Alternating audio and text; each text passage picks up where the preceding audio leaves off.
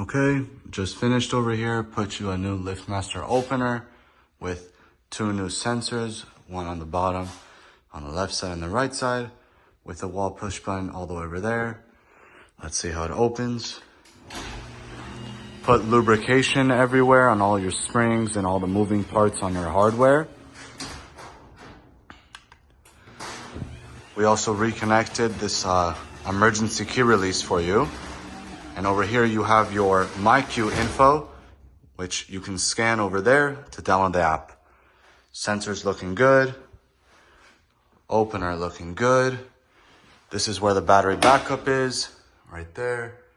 If you have a light bulb, non-LED, because LED will mess with your remote. So let's put a light bulb over there. That'll turn on. You have a wall push button over there with all your info. You see you have your light switch when you put the light bulb. You have that to click it when it opens. And it's working good.